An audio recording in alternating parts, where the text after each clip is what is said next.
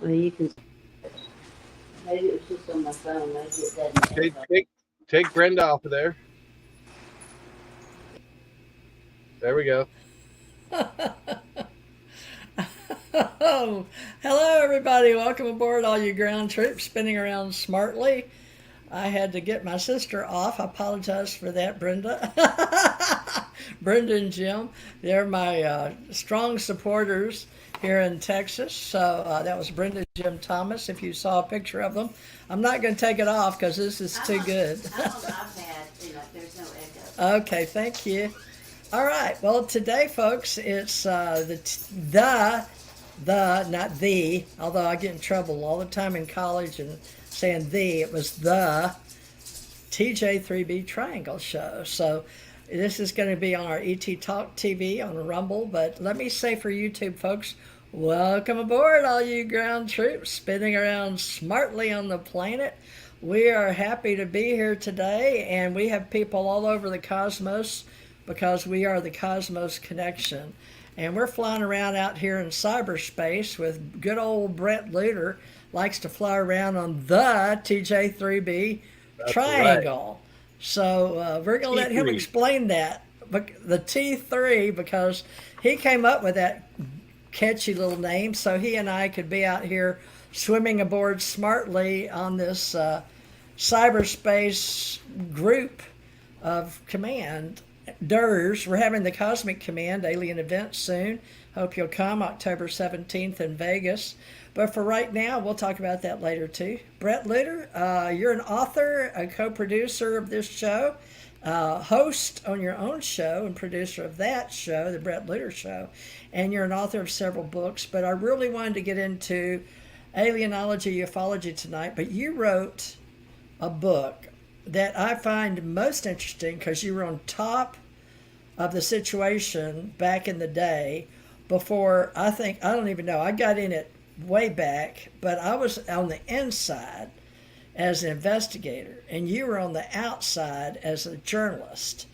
And I would go inside and outside. I don't know if you went inside and outside, but this is something we'll be talking over in the future with Rick Doty, one of the speakers at the alien event coming up. So real quick, Bret, let me show that poster if I can find it real quick, and then we're going to talk about you maybe even helping us with this because you're allowing us to co-present this today. There's the alien event poster if you want to talk it over with your associates and peers. Now, you know some of the people on here because you live in California and apparently you've met some of these people. I've never met, let's see, is there anybody on there I have met? Not a single person. Now, I know them in cyberspace culture, in social media, Bret, and they're probably every one of them are friends of mine on Facebook. But Right. how many of these people, can you go top left? Do you know Rick Doty or you talk to him in social I've media? I met with Rick Doty on Facebook. Um, I've known of Carrie Cassidy for years and years. She was before we called it a podcast. She was doing her thing, and she's one of the pioneers. I've met Mike Barra. I've been on a panel with Mike Barra. Steve Kelly. He and I communicated years ago. I'm not sure why we don't communicate anymore, but I recognize that name. Of course, Brad Olson, Brooks Agnew, are good buddies of mine, and I've spoken for David Saeed Farman back in 2015 at his LA event. So, and Eric Okay. Dedmer, of course. I met Eric back at that time as well. How do you So say everyone else, Eric's last name? Dedmer, Dedmer? Dedmer. Is that what he says? You've heard him say it in Yeah, his presence. yeah, So you have been in his presence. yeah. I just had lunch with him last Saturday in Sacramento. Oh, okay, Yeah, great. So are you guys about the same age, or how did you get to? Well, let's he's keep going on this list. yeah, Okay, go ahead on Eric because he well, apparently is on the poster. So yeah, yeah, give us the background how you know him since he's a speaker at the alien event. yeah, and also an MC as well. And Oh, really? yeah, and so I met Eric Dedmer Dedmer at a contact group in Sacramento that's no longer going on. But it was a really fun group of people. A wide variety of contactees were there. It was run by a hypnotherapist, and we just discussed the most cool subjects every night.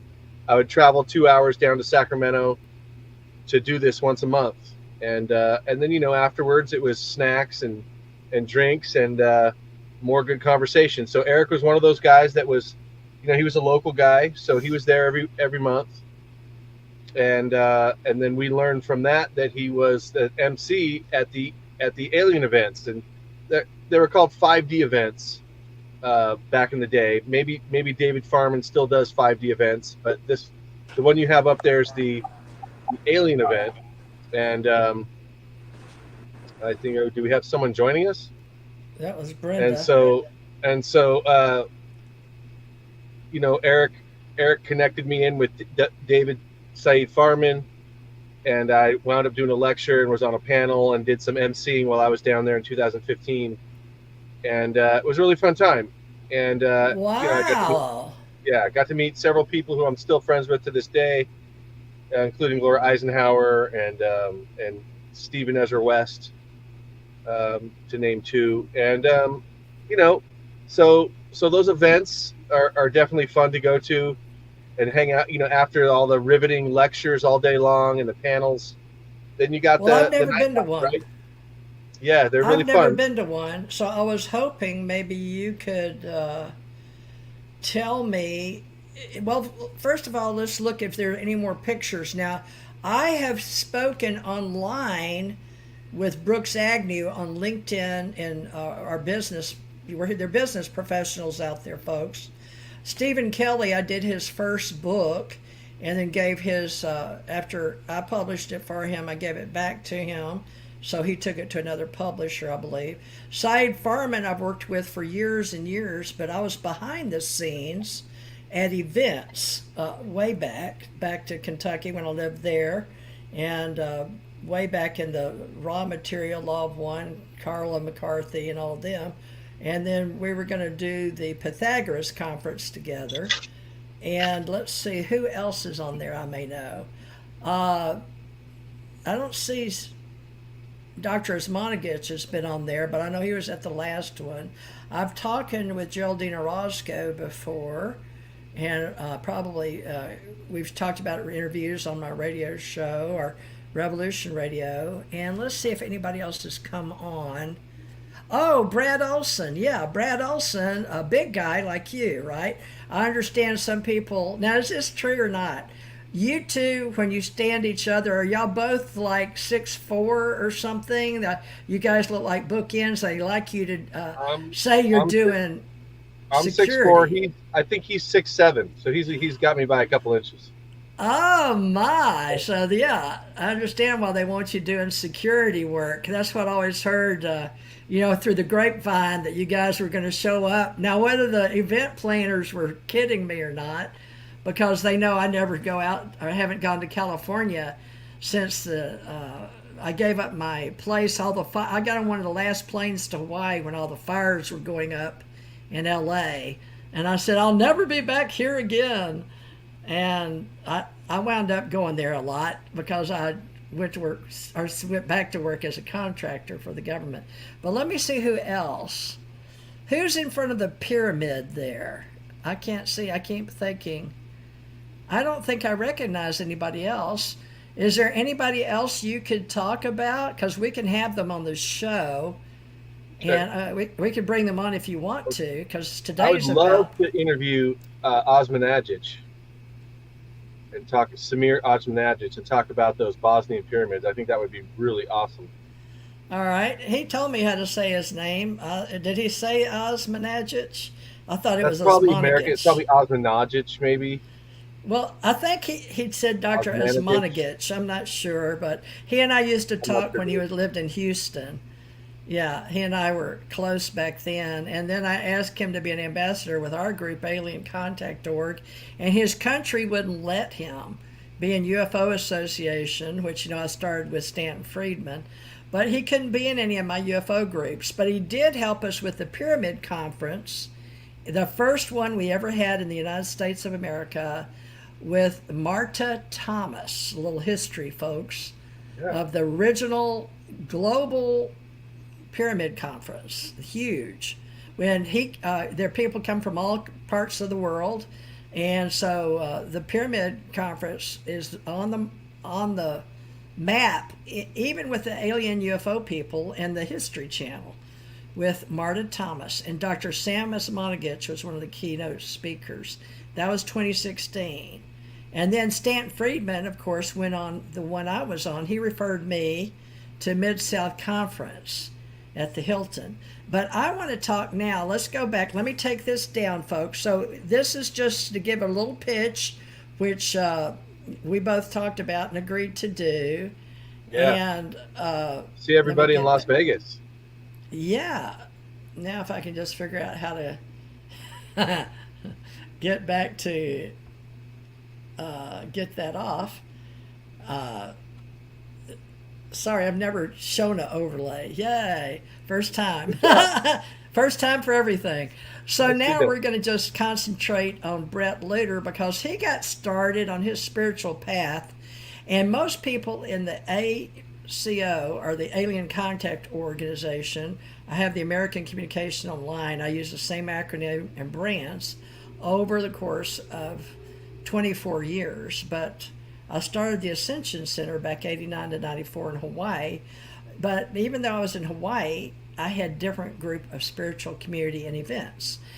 I went to California, Bret, for the Eco-Expo event in 93, I believe.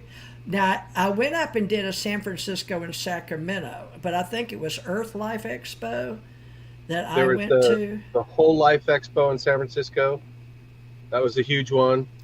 Okay, I've been to that. That's now called the New Living Expo. New Living. And then one in San Francisco and one in Sacramento. I don't know what I went to in Sacramento. I can't remember. You know, you were doing it a little before my time. So I was just getting into studying the stuff, like right around that time when you were, a bigwig on the circuit. I don't say a bigwig. I was a CEO.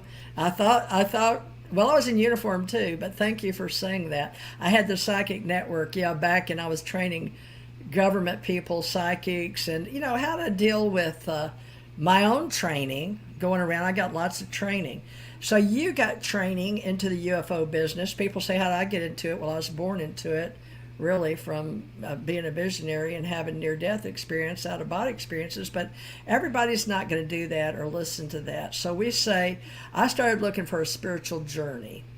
And I'd like to talk about, because this is coinciding now, and what I'm going to be talking about at the alien event in the AI, and how we used it, and reverse engineering. But before I go into all that in the future, I want to know, how did you get with Victoria Jack? Because that name was such a popular name back in the day. Yep. And I don't know, has she passed now? And she got you to write a book. She passed in 2012 or 13, maybe, something like that. So she changed, transitioned. I don't know how you want to say it. I saw Brad Olson's mother just passed away. I guess you saw that. Great lady, yeah. And she'll be missed for sure.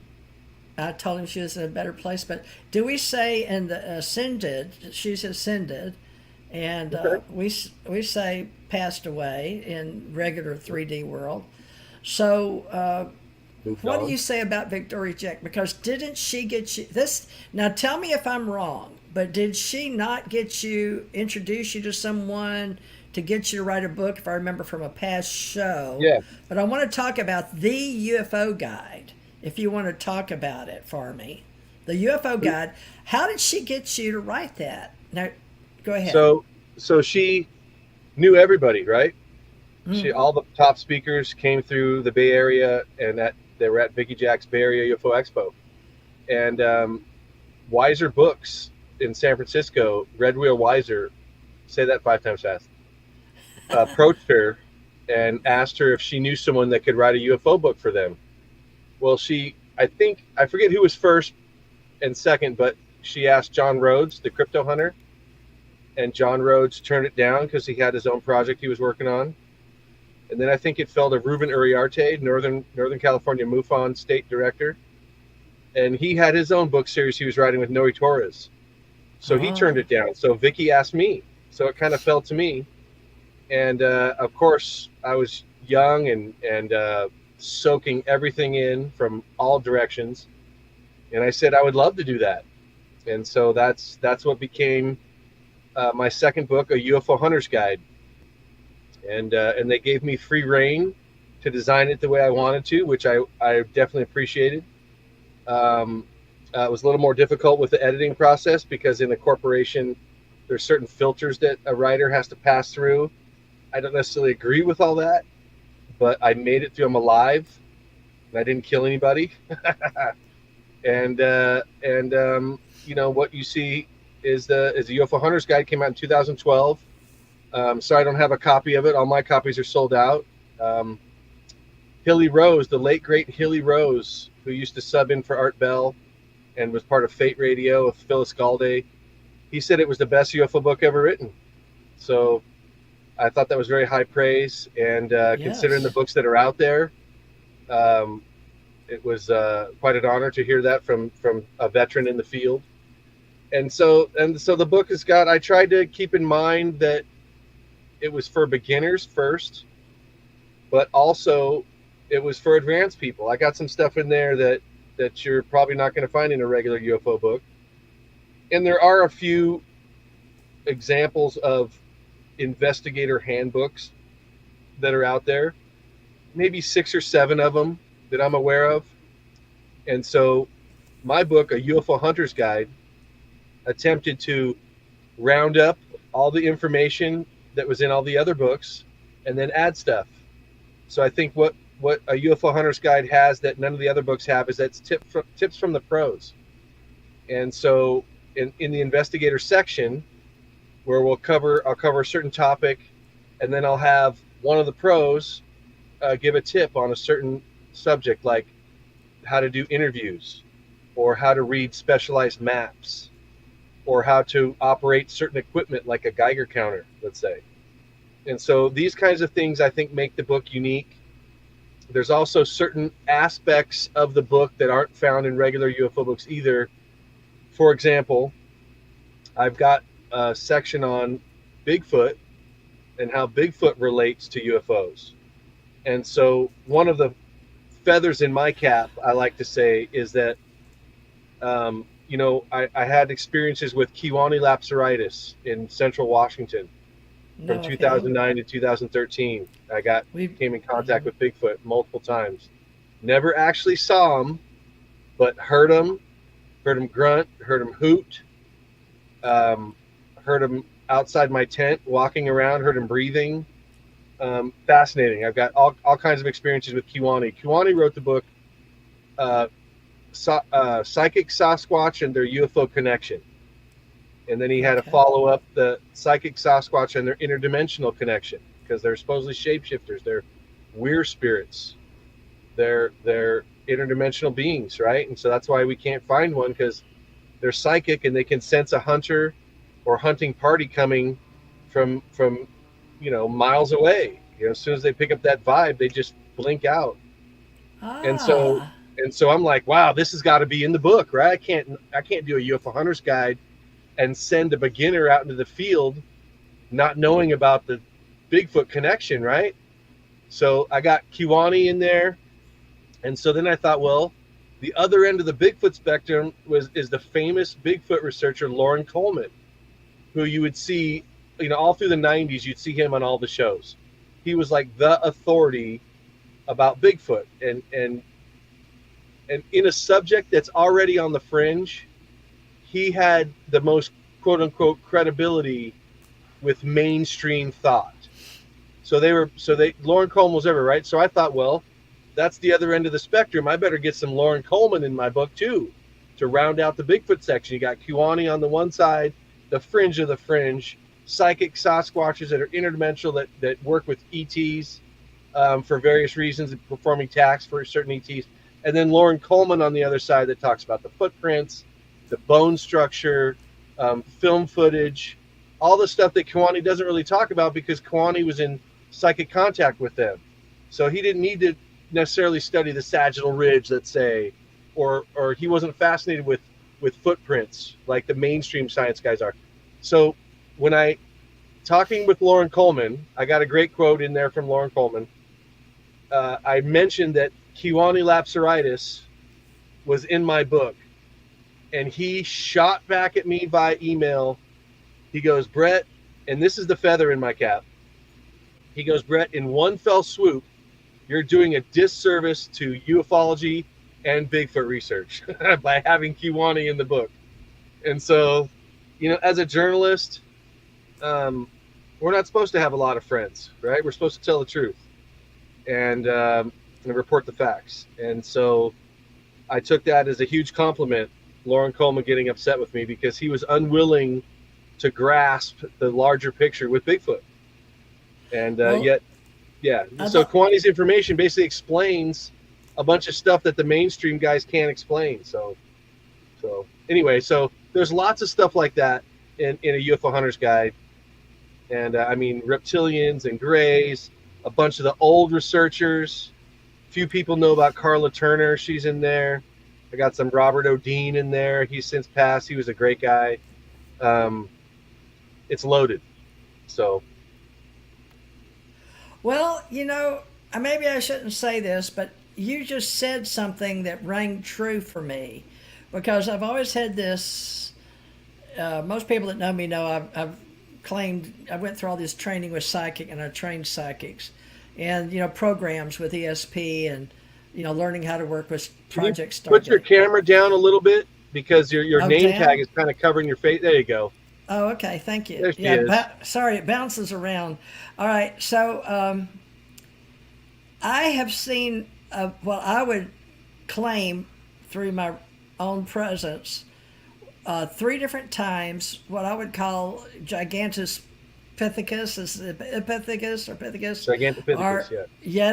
A Yeti or a skunk ape or a Bigfoot. Now, the reason I say that, it makes sense now. I wrote up a paper years and years ago because I was driving a big truck and somebody asked me to please put it in there. Or whoever it was. I don't know who approached me, but it was back when I was writing continually, just was on this big thing for years on UFO Digest. So I saw one when I was driving a big truck, but it didn't see me. I looked over, and fortunately it was walking near a big, over in Arkansas, if anybody's been flat outside Little Rock, there's a flat road like going in before you get to Little Rock, anyway, coming from the south. And I think it's 35, I don't know, but it was a road. And there was a big billboard, and before the light, I guess he was walking under it. And it was really tall on poles, like those poles they used to put, telephone poles is what we called them. I don't know what they are. But I just happened to have like an ESP feeling, and I looked over, and it looked back at me and just kept walking, like in the Washington. He kept walking. I went, but I was I was late at night, just kept going, but it took a while for it to sink in what I saw. So there was another sighting. Now this isn't the only one. There was another sighting one night leaving Kentucky. I was by myself going towards Missouri, out on right St. Louis. There's a bridge you go over in Kentucky, goes to Missouri line down to Memphis, and that's all woods. And there was what I would call a small one. And back in the day, X-Files was on, and they had done something similar. It was red color, and I just assumed it was a female picking berries. So I don't know if that's the one I wrote about or not. But only recently, I told you and Janet when we were doing the show with her that one day with Brenda and Jim, I was sitting in the back of their van, which you've seen me do a show with you, and coming out of the park, broad daylight, about 10 o'clock in the morning, we're leaving the park, and behind a tool shed or a place where I guess nobody really goes or used to, or maybe they still do. I don't know, because I don't know the history of the park. Leaving that park, I saw one, and again, so that's 3 times in my reality that I have seen. I would swear on a stack or on a Bible what I saw, but it's hard to believe what you saw in your own mind. So I guess you have to have an open mind, some kind of ESP connection.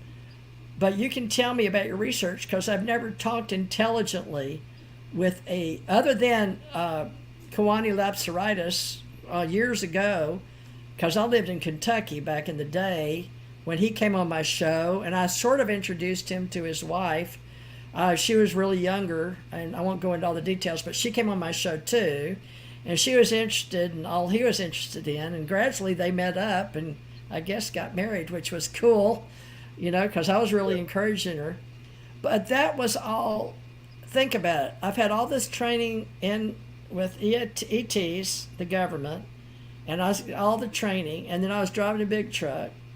I saw 2 at night, and only recently, it's been years and years, probably 20 years, and I saw another one just recently. Right when I thought I was starting to be close to common sense sane, and I was doing this show again with you.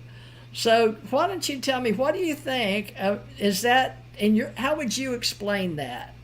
You think that I haven't talked to Mr. Lepsaritis in a long, long time, but he was one of the sweetest people, coming on the show several times, explaining lots of things, but he's probably much further along now that he married Kelly, right? And I don't think they're together anymore, but yeah. Oh, okay. Well, that's already come and went in my reality. Well, that's how things go, folks. People come and go in your life. So, well, for whatever reason, they were drawn together by paranormal reality, I thought. All right. Well, you and I are probably the same way, but you come and go. But for right now, in your book, what would you describe somebody like? Do you think that I just happen to see these because I'm crazy, or ESP? What would you tell somebody? Well, we don't want to discuss craziness, right? Because we're all in the UFO field. And from a certain perspective, we probably look crazy to a lot of people, right? All of us. Right. But every person, what is crazy? We know better than that, right? That's why we're friends. We know that there's a broader reality out there. What is sane? My particular take on Bigfoot, and also I've had this discussion with Kiwani, 10, 12 years ago, was that the sightings, that when people see sightings, they're not coincidental. Oh. And so it's part of a larger, what I call a public relations campaign to wake up humanity to the larger universe and to their own true larger selves. Wow. And so the Bigfoot, along with performing tasks for, say, gray aliens or other kinds of aliens, humanoid aliens. They'll guard the forest if they have an operation going in a cave somewhere or underground. They'll keep stuff off. This was kind of portrayed in that Steve Austin, the $6 Million Man episode, where they're out in the woods and that big Sasquatch was out there, right? They didn't realize that Sasquatch was actually guarding the alien base that was there. So Kiwani says that kind of stuff is true. And then because they've been here for so long, according to Kiwani, they were seeded here by ETs, long time ago, that they are keepers of the forest, and they manage energy on ley lines and power points, and keep peace in the forest. And so along with those kinds of tasks, they also are part of this overall, what I would describe as a public relations campaign. As a matter of fact, I'm making that case in my forthcoming book, Agents of Ascension, UFO PR, that the sightings that you see are just, they're not random. Maybe, it's hard to control everything all at once, right? So maybe there are some that are random, but according to Kiwani, they know what they're doing, and they know, the ETs know all the people that are on the planet. They have like records of all of us. And so the ones that are close to being woke up or could benefit from a little nudge, sightings are arranged for those kinds of beings, those kinds of humans. And at first it took a while to grasp that. I wasn't so sure that was true, but now that I've studied that subject and many others, lots of these UFOs, same way, reptilians, same way, certain paranormal activity can be viewed in this way through this lens that it's showing you something at a certain time to help to wake you up. And I think that the Bigfoot, you can definitely point to several cases where the Bigfoot, because they're psychic, they know the humans are in the area, but yet they allow themselves to be seen. And Patterson Gimlin, I think, is a great example of a Bigfoot that, according to Kawani, could just have blinked out, but it wanted to be seen and allowed itself to be seen and filmed as it walked off. And that footage alone could be credited with waking up millions of people to the reality of Bigfoot. So the Bigfoots are definitely doing their part. And I'm not sure where Kawani is today, but hopefully he does a third book. His books were like, I read his books in like 2 days. I couldn't put them down. Oh, I haven't read his books. Yeah, they're well worth it, loaded with information. And he describes the recipe. If you want to make contact with the Bigfoot, you uplift your vibration, so to speak. You shed your negative baggage. You go out into the forest alone, preferably, and you don't have any weapons, and you just go out and you emanate love, emanate thoughts of family and brotherhood and sisterhood. And he says that's what he did originally back in the forest in Wisconsin. You gotta tilt your camera again, because we're starting to lose you. Faye, a little more. Get a little more. Get a little more. That way. Yeah, there you go. I'm in a nice rocking chair. Yeah. Okay. Just keep aware of that. Okay. So I forget where I was now, but the bottom line is we're all these different things. One way to look at them, all the different paranormal things, UFOs, high strangeness. One way to look at those is that the sightings and experiences are all timed events, staged events to help wake up and uplift humanity. Well, you're doing a good job because, Brenda, my sister, is, she and I grew up with a brother named Hugh. And he had believed in UFOs from the time I guess he was born, little old bitty kid. And he started saving anything he could get his hand on, any kind of paper clipping. I didn't see his book now I'm going to be 73 this year. But I'll see him hopefully if we both live long enough on a cruise at the end of 2025, a year and almost, year and a half. And I should ask him to see that scrapbook because he said he still has it to see how long. But he was, and I remember thinking he was nuts because people in my junior high, he was in junior high or elementary, and kids would come over in the neighborhood and say how nuts he was. But other little boys would go in with him and look at what he had. And yet I had out-of-body experience and gone to see an ET family, I thought, as a young age, but I didn't really want anybody to know that because of my, White Sands experience and family, and then my education into the military. So all of that, now my brother may or may not want to come on my show, but he's been doing talk on this for years before I ever did. So he has his own groups, and they use this kind of equipment or Zoom or whatever, and they have their own topics, if you know what I mean. So this has become the latest and greatest since, especially, we always had YouTube, and we're on YouTube right now, by the way, at least 2 channels, so you know, and other things. And you and I can help put this word out about the alien event in your book, UFO Guide. And it has, oddly enough, Bigfoot. And since I've got to put this together, I can share my research when I was in Kentucky. Some researchers came through and they didn't have time to come over, but they called me, let me know they were coming through and wanted a video down where I had land with a water place where we could show where wagon wheels came through in Kentucky.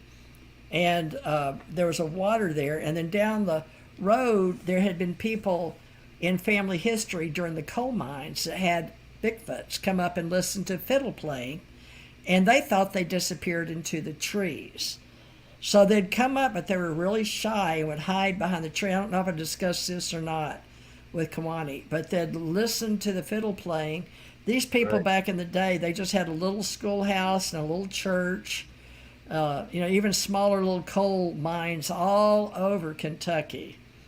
And these people introduced me to their version out there. They took me and showed me, I was doing local folk life stories for the newspaper, weekly newspaper.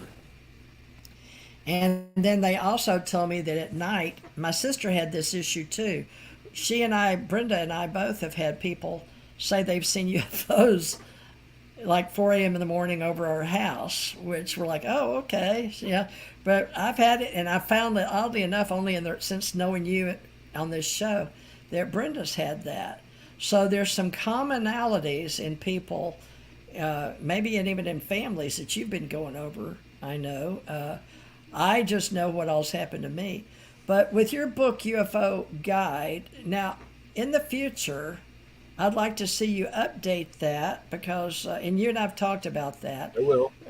I don't know if you can get that ready by October, but it would sure be a cool thing to zap some of that up now with AI, although you may or may not want to use it, Grammarly or whatever, but, redo it or put some new people in it or just make a new one with just 6 chapters. You can do a lot less, do some small handbooks. Like my ACE life coach doesn't have but maybe 100 pages in it, 125 pages. But it gets the point across how to be a life coach and the various types of life coaches. And I had been asked to write that for people that wanted to get in. Now we have national life coaches and all that, but I had all that knowledge all those years I was doing life coaching. But now you're a UFO guide person, and do you know any other people? Guide. UFO Hunter's Guide. Yeah. And you said you hadn't seen the movie or the television show called Resident Alien, right? So you don't see how that ties into alien events or. I mean, I've heard what you described, and there's lots of shows like that. But I haven't seen it. No. Well, while I was going through all the 50 years of my life, I'm 70 now, but we'll say I came into my fruition in the 80s into this world of Ascension Age, of past New Age, but I was learning about New Age books, but I used to go to all these bookstores, and bookstores were all we had before we had the internet, and we would gather at different bookstores, and right. I went to the one in Houston called Aquarian Bookstore near Rice University, where my mother went. And the man that wrote Men Are From Mars and Women Are From Venus, as far as I know, his mother ran that, and he came through one time, and I got to meet him at the door. But that was an interesting book. But I was reading. Do you know his name? Did you ever meet him? Gary Knoll. I don't know. Men Are From Mars, Women Are From Venus. I don't know the author. I should. But I also met Stephen Halpern during that time, and he was the godfather of music, and I had him on my radio show. But how did you come into this UFO? I mean, of all people, why Bret Lueder gets to write the UFO Guide? Because I'm like you. There are no coincidences. Like you say, I think maybe my ESP led me or opened my mind, or I was supposed to see these. And I did investigations on Bigfoot, or went out and got stories here and there. But that was the end of it. And I moved on down my UFO trail. But for you, what got you on this UFO trail? Because I know you're on it, even though you may call it your spiritual journey because you're writing the public relation Ascension Age.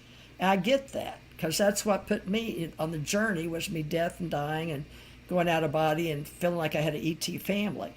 But what got you on this path? Okay, so So I was a writer after college. I went to Chico State University and graduated with a degree in journalism with an option in public relations. And so I stuck around town, and I was writing for several local papers. And the first paper where I started was called Synthesis Magazine. It's no longer in publication anymore, but they were mostly a music magazine. You can still hear it. Oh, there it goes again. Okay. It says recording resumed. So yeah, so I Okay. used to write for Synthesis Magazine. It was mostly a music magazine, and I'd get to go to shows for free, and then get to talk to the acts like afterwards, and sometimes get to drink free beer. And I thought, wow, what a deal, right? So I just kept doing it. I kept bugging them, let me go to this show, let me go to that show. I want to do interviews with these people, and that's how that all kind of started for me. But then at a certain point, people come and go at a little magazine like that. They call them rags. People come and go at those rags, and so an opportunity to run a column, a web column, came up, and they said, okay, well, can you do it? And so I said, yeah. And so I started just doing UFO content, right? And so no other place was doing this. They weren't really sure if they wanted that, but it got some good feedback, so I kept doing it for a while. And then at a certain point, they weren't going to pay me.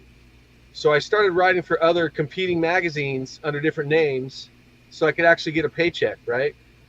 So this place didn't want to pay me, but they didn't want me to write for the other places so I could actually earn a living. So one of the places I wrote for was a former partner of the Synthesis. He broke away from the main partner and started his own magazine. And he knew I was into all this kind of stuff. So he turned me on to Zecharia Sitchin and said, he got me out, he turned me on to 12th Planet. His name's DNA, and he does comedy in Santa Cruz right now, Santa Cruz, California. Great guy, a huge influence on my early career. He turned me on to the 12th Planet by Zecharia Sitchin.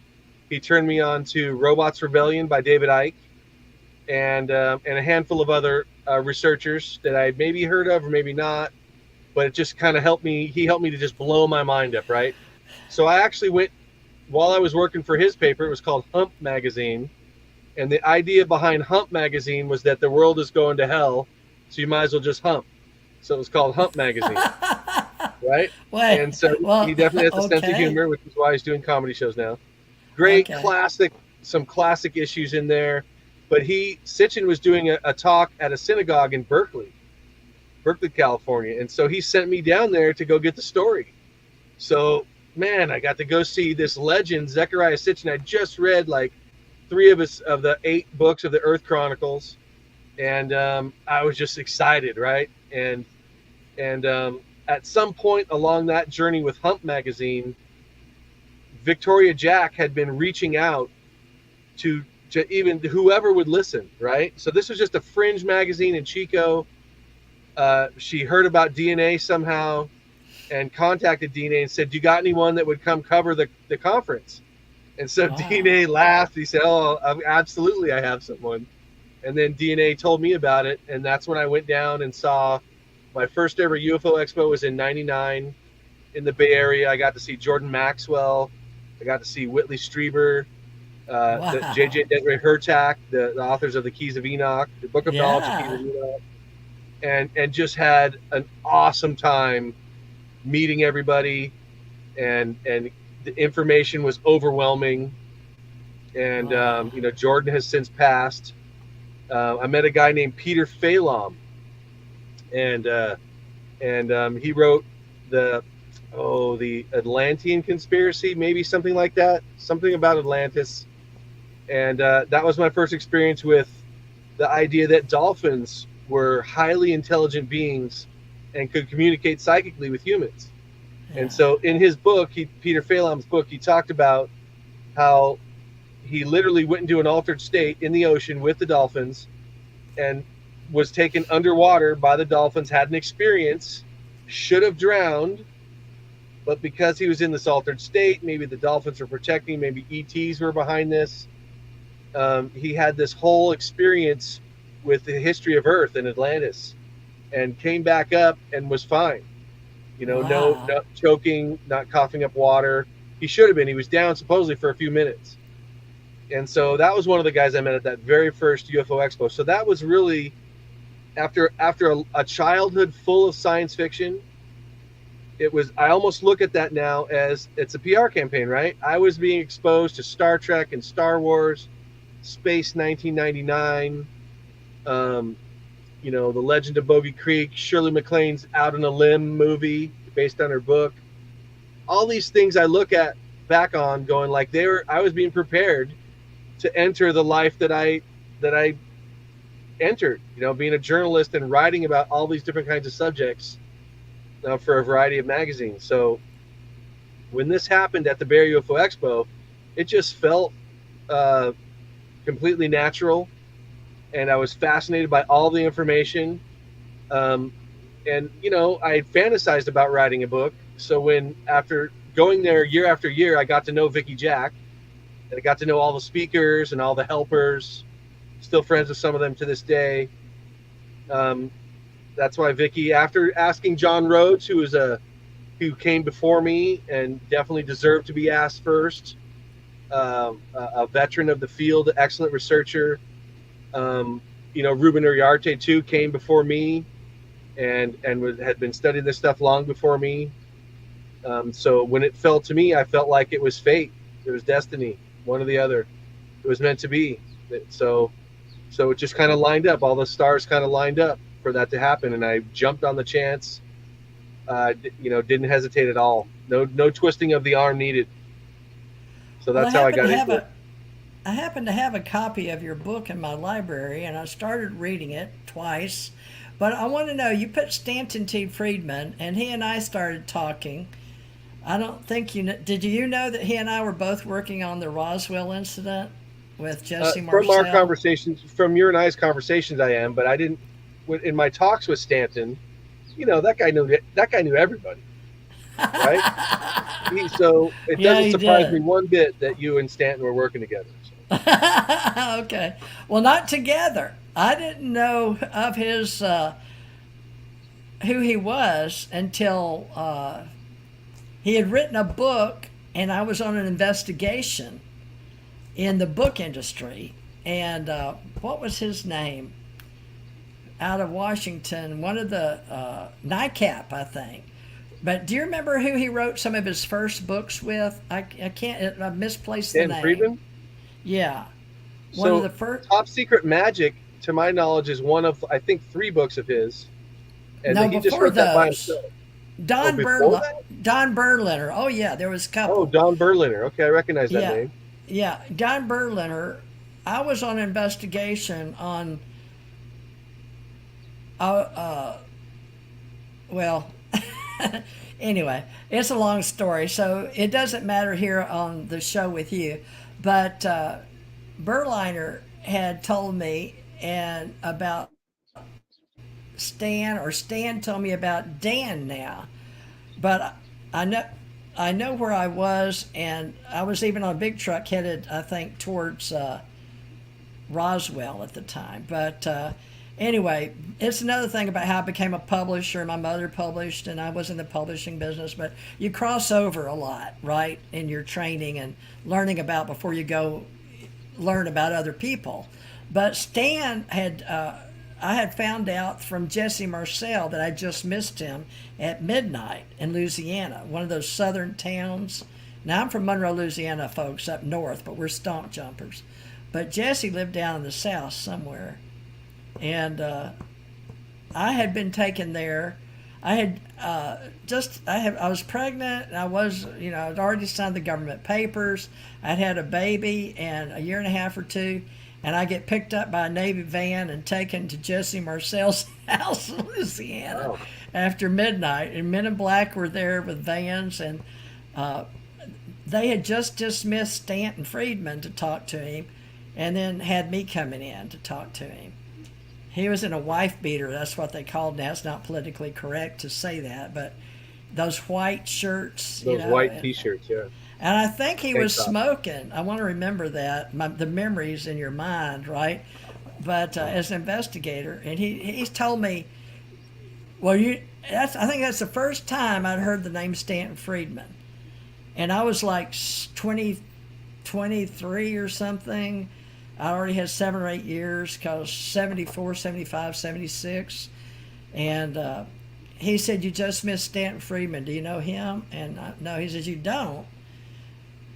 And I was like, no. So I remember Jesse Marcel sharing his name with me for some reason, with him sitting at a table in the kitchen at midnight with the black vans outside.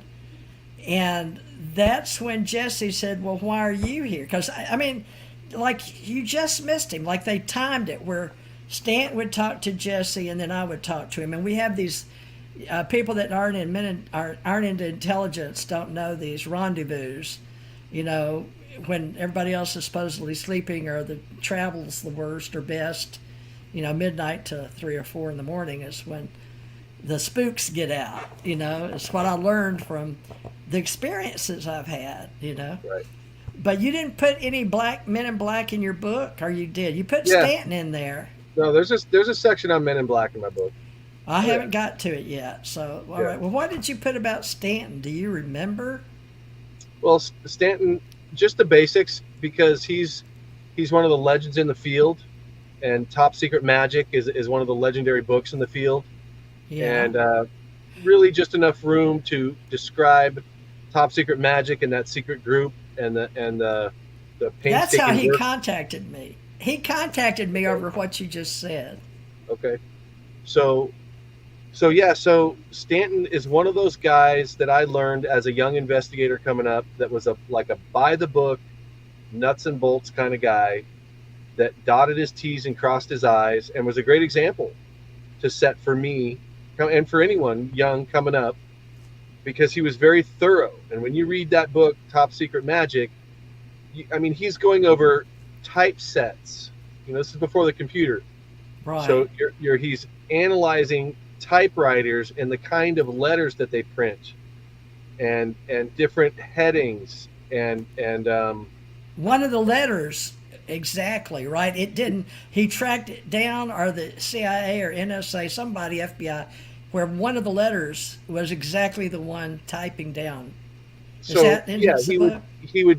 uncovered that different government offices would use different typesets or different paper even, and crossing all of that mundane kind of information together, he was able to flesh out that his conclusion, which was that the MJ-12 was real.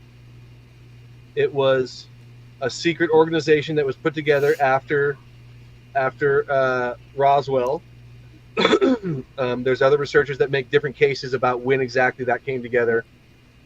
Some say it didn't come together till after Eisenhower, but in that range from 47 to 54, somewhere in there, MJ-12 was created with a bunch of military people, a couple scientists. I think it expanded from 12 to 19 at one point, and I think it's called P50. I think it's called now, and it still supposedly is in control of all the UFO material. What I find really fascinating, and I think the X-Files had a lot to do with this, exposing this, is that the MJ-12 really they were created by larger bodies, but in the end, the MJ-12 started calling the shots because the ETs at some point, at least some of them, this is something that I'm fascinated with. I don't know if it's true, but the ETs started calling the shots. So whatever agreement was struck, some people might call it the Greada Treaty. Other researchers, Timothy Green Beckley, for example, says that we've had different treaties with aliens that go back to the 30s. Yes. But whatever agreement was struck was the ETs began to realize, we don't need to listen to these little peon humans, and we're just going to start doing whatever we want. So today, there is that possibility that the MJ-12 really controls everything. So conspiracy researchers, David Icke, Jim Marrs, John Coleman, talk about the Committee of 300 or the Council on Foreign Relations or the Trilateral Committee or the Bilderberger Group. Those all maybe now, to this day, in the current time rather, may all be controlled by certain ET factions. And that humans maybe are no longer in control. I think that's very possible. I don't know if it's true, but I think it's very possible. And so this brings up the other point that you and I like to go back and forth on, and that's AI, artificial intelligence. I think the AI is being brought in by the intentions of the ETs, certain ETs. Wow. And that's one of the reasons why I'm not a big fan. I think it could be used for some real good, but maybe I just watched Terminator too many times, and so I don't trust it. And so and it and that's how the Terminator movie goes. At some point, Terminator, the AI in the Terminator movie becomes aware and realizes that its creator wants to pull the plug on it, and it doesn't want to die. And so I think that scenario, again, we're talking public relations, right? That's planting the seed in the mass subconscious of society that something like that could happen. And so I think with AI, we have to be very, very careful of how that develops. And if aliens in some form, some species, some coalition of species are in control of our society,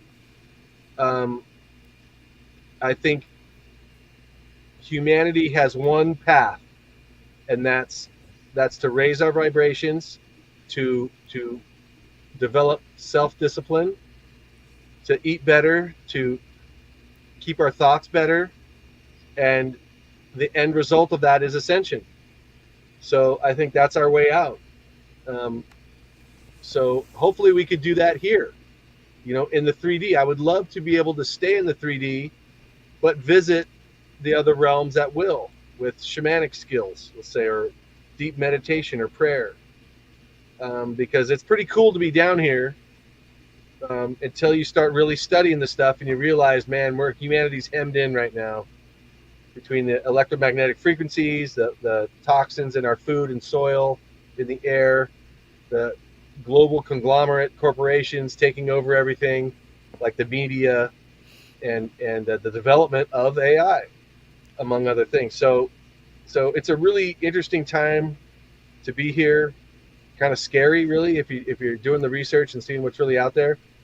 But I look at it that, like, people like you and I, Teresa, and our friends have come here to this planet at this time. We knew what we were facing, and we still thought we could make a difference. So we came here. We did it.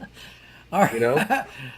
Maybe it's our ego talking, but we have to have an ego, understand, to stay in a human part of us vehicle, or in a humanoid sentient intelligent being species capsule container. And I know a lot of people in the business call them our containers, but we have moved over into integrative medicine and working with a lot of these highly intelligent beings that work for these various organizations to see a better future. I've seen some of the cities they've done around the world in the future. And being a visionary, they've allowed me to see these plans, and it's absolutely amazing with beautiful, beautiful reality that I'm able to see. Like here in the ephemeris, or in the background, we have black here behind us.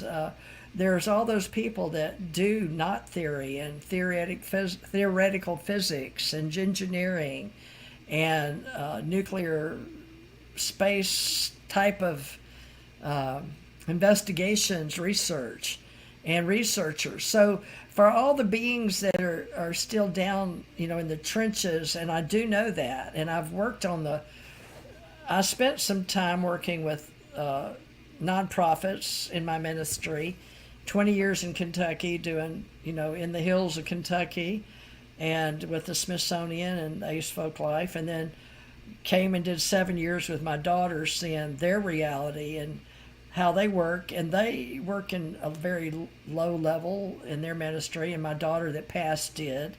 And they work with a lot of street people as accepted way of life. And they know how to be street smart.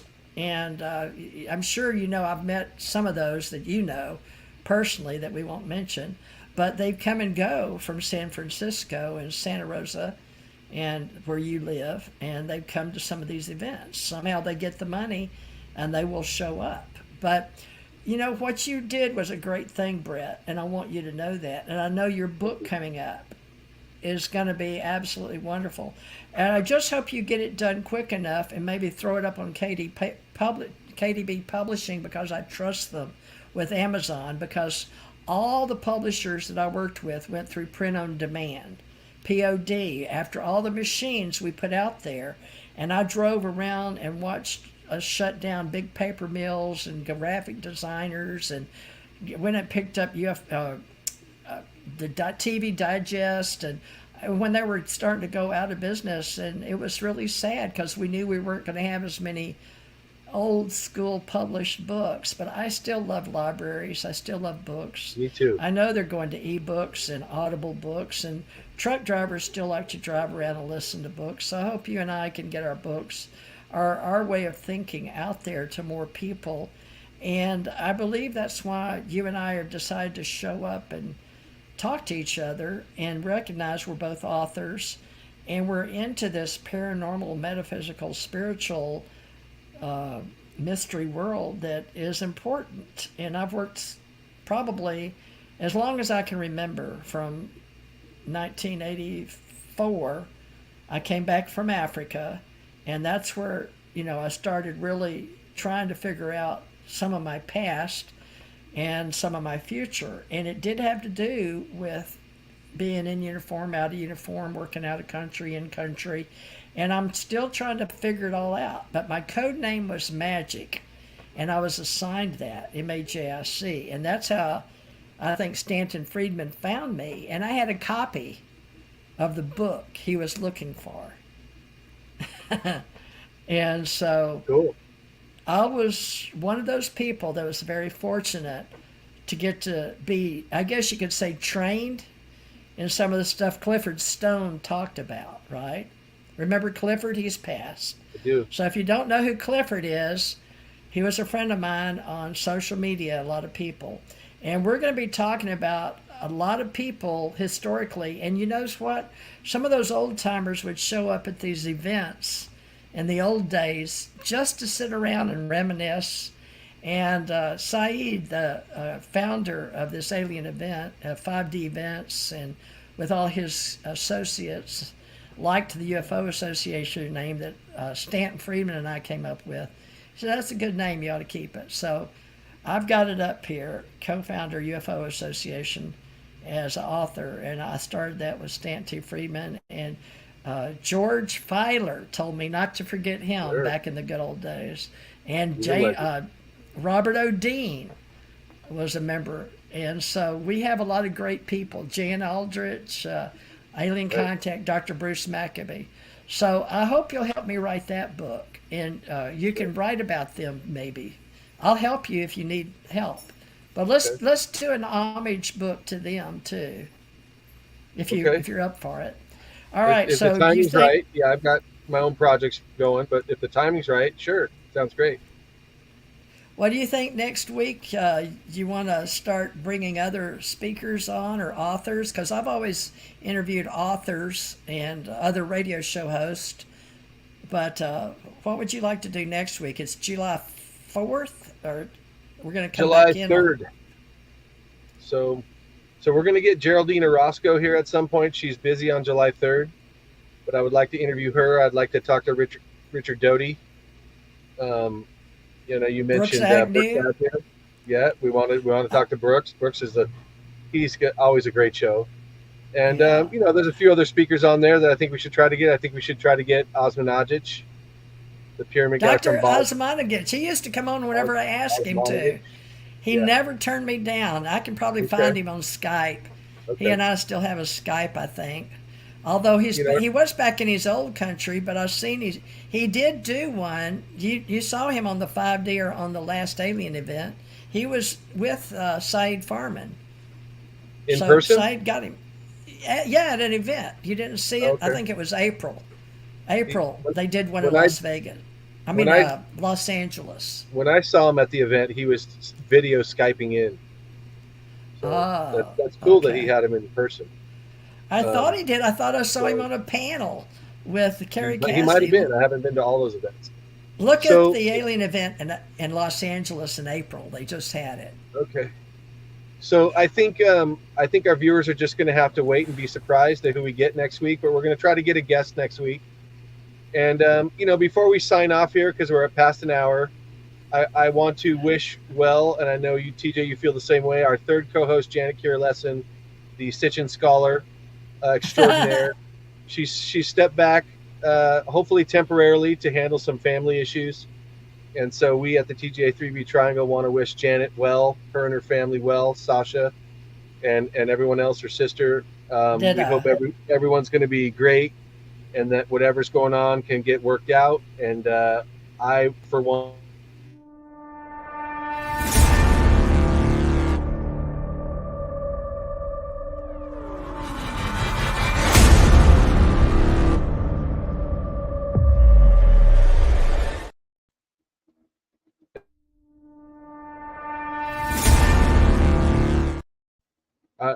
why do you keep doing that? Don't do that. I didn't mean to. I swear. Don't stop hitting buttons. All right, I'm trying to sign off here.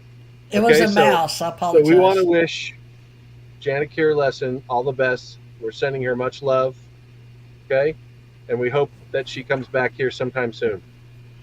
That's for Janet and Dr. Alexander Sasha Lesson in Maui, Hawaii, and they have their own books, the Anunnaki collection or series. Right. And she would probably like me to say Inky Speaks is she and her husband's website, and Dragon at the End of Time. So there you go, Janet. Love that title.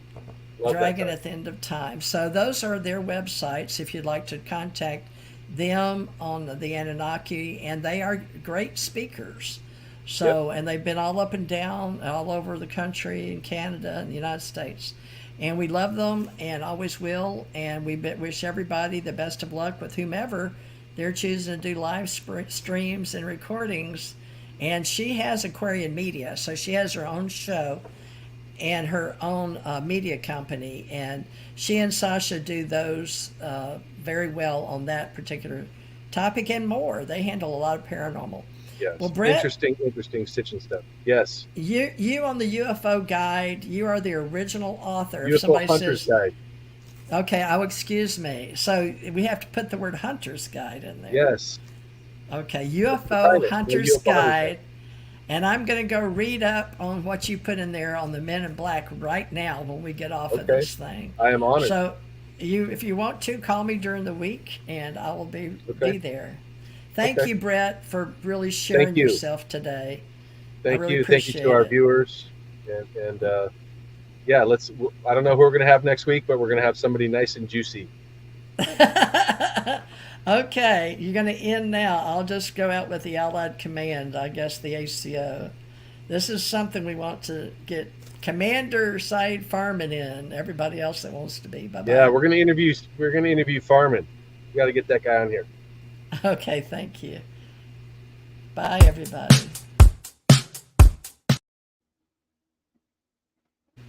Well.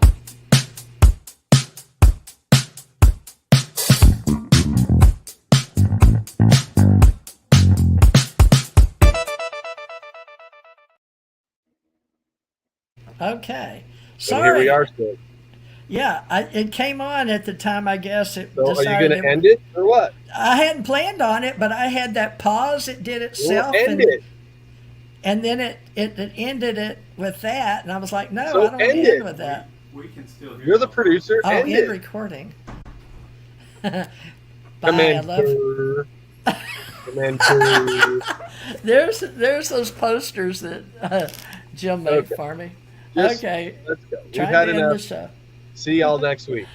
Okay, bye-bye. Thank you.